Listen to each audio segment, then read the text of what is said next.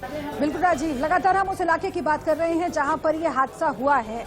वो पहाड़ी इलाका है, जंगली इलाका है और इसीलिए रेस्क्यू ऑपरेशन में भी दिक्कत आ रही है। लेकिन एग्जैक्टली तमिलनाडु के मैप के ऊपर हम समझाने की कोशिश करते हैं। देखिए, दिल्ली से पहले बिपिन रावत साहब, उनकी पत्नी तमिलनाडु पहुंचे और वहां से ये वेलिंगटन के लिए हेलीकॉप्टर उड़ा था। एक बार हम जरा समझाते हैं कि आखिर कहां पर यह हादसा हुआ है।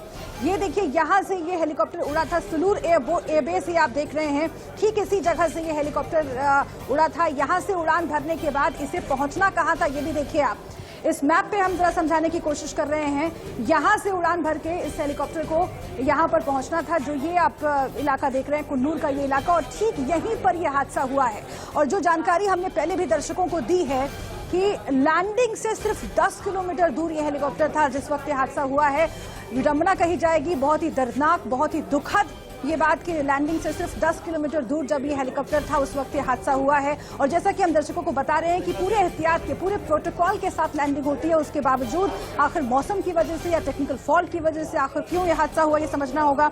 लेकिन इस मैप के जरिए आप देखिए, ये वो जगह जहां से इस हेलीकॉप्टर ने सुलूर एयरबेस से उड़ान भरी थी और इस रास्ते से होकर के यहाँ पर इस कुन्नूर में इसे पहुंचना था। लेकिन उससे पहले ही, इससे पहले कि हेलीकॉप्टर लैंड हो पाता, वहां से वेलिंगटन के लिए जा पाता, ये हादसा हो गया और उसमें 11 शव अभी तक बरामद हो चुके हैं। तमिलनाडु के मैप पे हमने दर्शकों को समझाया है।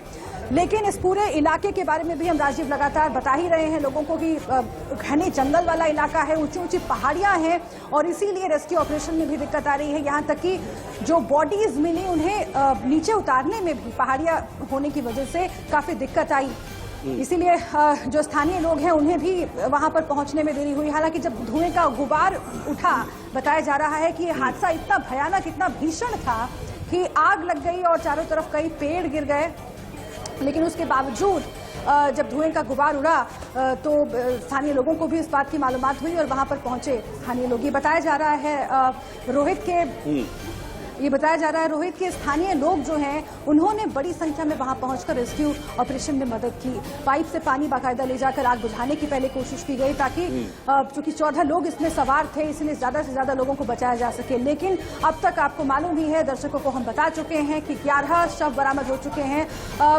जनरल बिपिन रावत की स्थिति को लेकर बहुत कुछ स्पष्ट नहीं है, लेकिन चूंकि राजनाथ सिंह रक्षा मंत्री संसद में वक्तव्य देने के ठीक पहले जनरल साहब के परिवार से मिलने के लिए उनके घर पहुंचे हैं, इसीलिए हर तरह की अटकलें इसके बाद लगाई जा रही हैं। लेकिन हमें इंतजार करना होगा कि राजनाथ सिंह संसद के भीतर क्या कहते हैं। दोनों सदनों में उनके वक्तव्य पर बहुत कुछ निर्भर करता है और इस बीच पूरे देश में रोहित दुआओं का दौर जारी है और ये दुआ की जा रही है कि 11 लोग की मौत तो हो चुकी है, लेकिन कम से कम जनरल बिपिन रावत और उनकी पत्नी को लेकर के कुछ सुखद खबर मिले।